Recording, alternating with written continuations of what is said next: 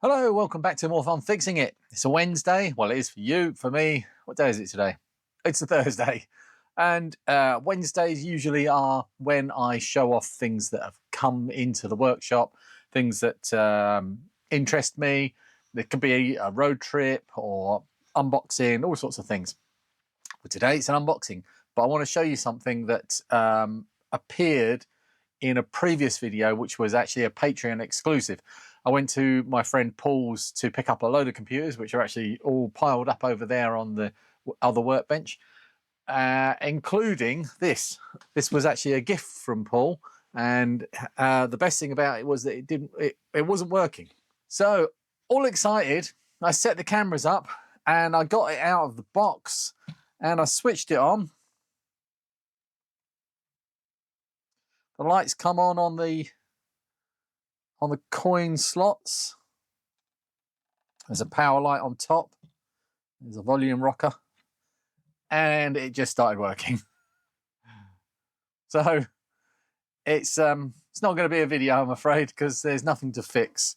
But I did have some fun playing it. I did get a package from CPC. Oh, my workbench is absolutely filthy. Hang on. That's better. It needs a good clean and a refinish. Anyway, a package arrived from CPC, and I've already opened it. I did get a load. If anybody was looking for the 65mm belts for C2N Commodore drives, then I've got all of them. There's none left on the UK site.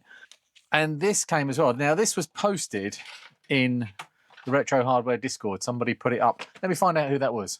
Well, unfortunately, it wasn't put in the right section, so I can't find out who it was. I think it might have been Tic Tac Ewan, who linked to this on CPC's website.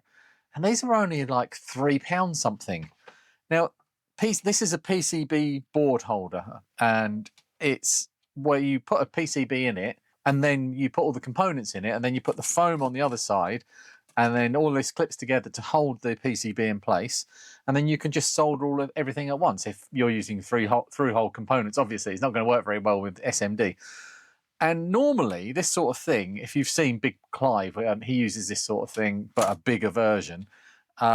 They cost hundreds and hundreds of pounds. They are a really expensive tool to purchase, and this was just a few pounds. Now, it isn't something that I would want to spend hundreds and hundreds of pounds on, because, well, although I say it's not very well made, but I'm not going to say that, because it is quite well made for the price point. It's actually really good.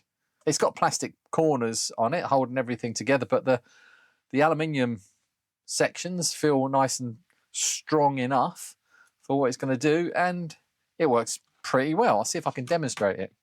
Oh, this is a bag of Versaterminus boards from Julian Brown. I hardly ever fail to mention on my channel. Right, so these bits here undo like this, and that means that this bit can slide up and down. So you can put your board in here like this. This isn't the best example because it's only got a few through-hole components on it, but it's a PCB, so it will do. So, and then you can do these up to hold that in place. Is that doing up? Yep. I don't want to do them too much because I think it would break quite easily, and that's held in place quite well. I have put that in the wrong way around. No, I haven't. So you would put your components in this side, and you put your foam on top, and then this bit goes here, and put these legs swivel up this way, and then this clips into those there, and then these ones come up here and hold the whole thing in place. You can now screw these bits down to hold everything else in place. Flip it over, and everything should I mean, it is moving about quite freely in there. Right, £3 something. It's worth every penny. I wonder if I could just undo those. No.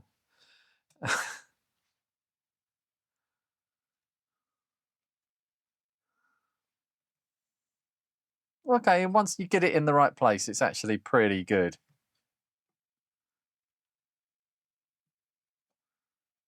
Yeah, that's held in place better, but if you lean on it, it is going to pop out of the frame. But it's not too hard to get it back in. But yeah, and it's held off of the workbench, so you can quite easily work on it, and you can move it around if you want to work on that edge. Yeah, like I say, it's £3 something. I'll leave a link in the description if you want to pick one up. I don't know if I'm ever going to use it. I was actually just more curious than anything else. Right, so the next box, it's huge. This is typical Paul box.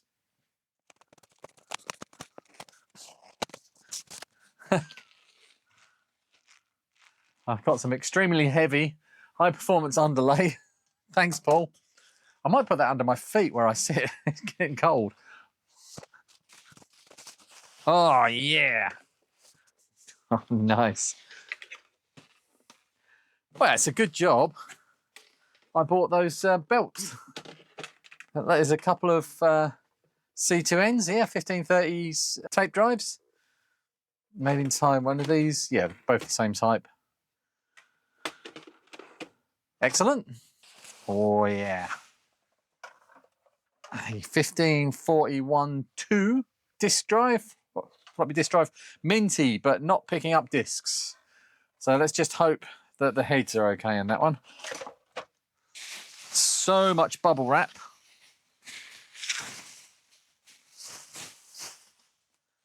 Oh, yeah. They got these two in the same lot, I think. This one, no picture, strange internal wires, and a peephole. There's the peephole.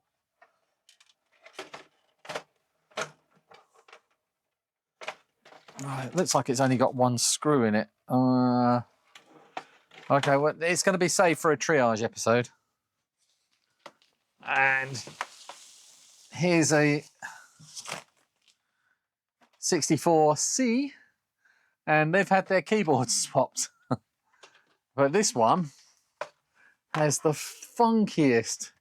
So look, there's a joystick pass-through here that plugs into here, that Paul's wisely taken off, and this bit has been stuck to the side of the case, I think. I don't think it's screwed on. Yeah, it looks like it's been double-sided taped on. And it's a joystick with a...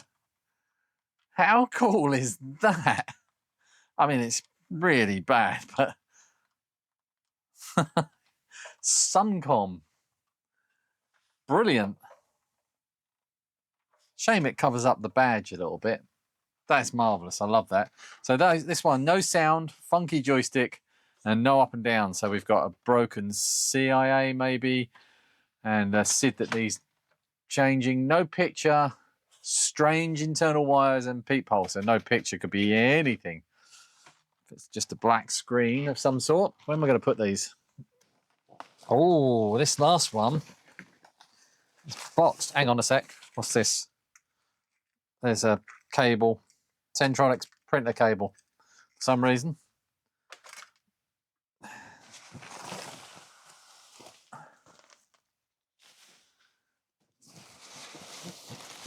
Okay, he's double boxed it. I think this is how it was sent to Paul, because he's not even opened it, because he's he's bought it for me basically. But I've already got one of these. I will be taking some bits out of it to add to my one of what this is, to make that useful. But the rest of it, how's that open? The rest of it is actually going to be part of the ladder challenge that's coming up soon. I say soon, I still don't know when that's going to happen. So this is basically going to be a charity item. I'm trying to preserve this box because I've got something I need to send in a box this big.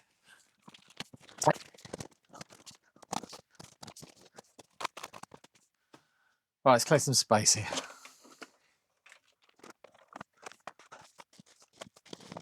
Right, I think we know what this is. Let's cut to the chase and get this out. You need to leave this seller some good feedback, Paul, because the packaging was, although it was annoying, it was really good. I'm sure that this has not suffered any damage in transit.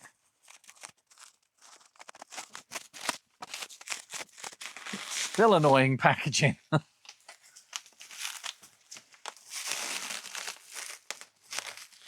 I think scissors might be a better idea. Oh. So you can see I've got one of these. Thank you, spam caller. So you can see I've got one of these up here, Texas Instruments TI99 4A already. Oh, there is a key missing. I heard something. It's going to be in that bubble wrap somewhere. There it is. Found it. I found it. Cool. Nice. Well, that's complete. Big, chunky power supply. Warning, use AC power supply only, model AC blah, blah, blah. For UK, AC 99,000 N2 UK. I'm hoping that's in here. I do have a TI99 power supply for my machine, so testing should be okay. I've never switched on my TI99. I've always been afraid to. But this is going to get me past that, I think. I hope. So anyway, thanks, Paul, for this. This is really kind of you. I do appreciate these little bonuses that crop up now and then. But this, I know how much you paid for this. So I'm not going to say. It was a bargain. He did really well on this one. No inside user serviceable parts. Oh, that's a shame. I'm sure there are.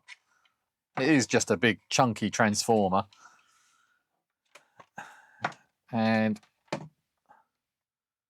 yeah, and that.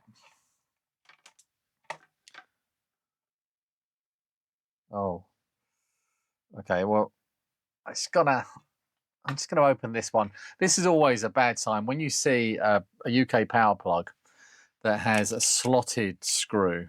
That's a bad sign. It does have the insulation on the live and neutral here. That one's a live, that one's a neutral, which is fine. The older ones didn't have this. But let's have a quick look inside because I did spot something I didn't like. MK is a very good brand. Well, it's a 13 amp fuse, which isn't good, but look, this bit here is missing, which would normally pinch this cable and it would be the strain relief. But currently, the strain relief is just the live wire, which is very well held in there. Don't think that would easily pull out, but that's not the point. It should be held there. Yeah, there should be more slack on this, and this should be tight, so that if anything comes out first, it's the live wire, and then that cuts all the power to it. But yeah, I'll have to replace that before I dare turn this on and plug it in. I think might plug it in. Anyway, let's go through some of the other stuff. Oh. What on earth is that? Speech guessing game and pilot. More copied ones. Meteor, 3D Road Race, and Last Stand. Farnell Data Tape. I wonder if that's the same company. Oh, what have we got? Underground. Last Stand.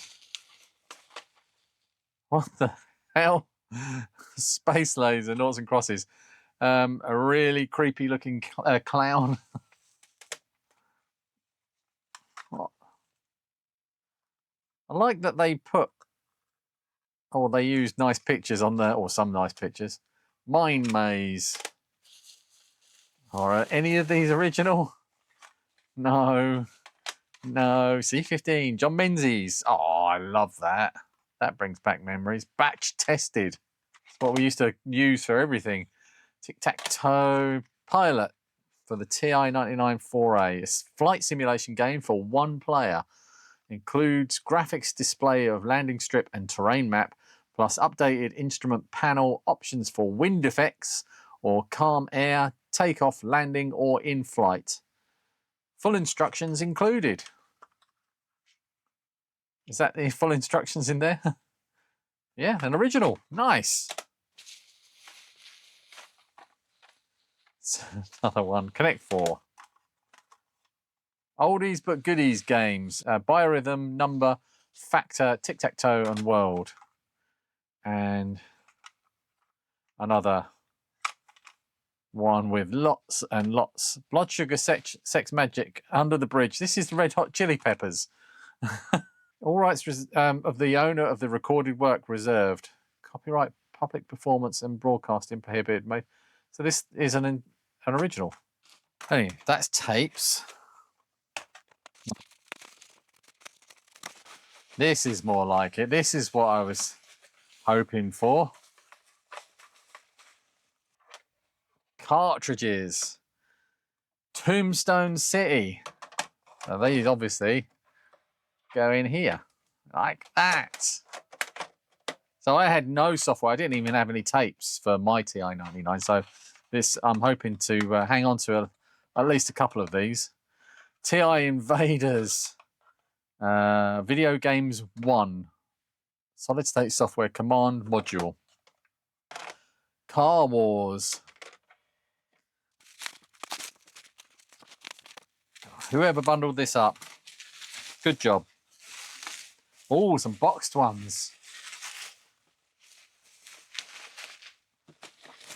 Adventure Mania. Oh, it's going to be a tape. I do like these plushy, squishy ones though. Mania, a graphic and text adventure by Intrigue Software. Oh, what's that? What's this? Intrigue Software, Cranbrook Road, Tenterden, Kent.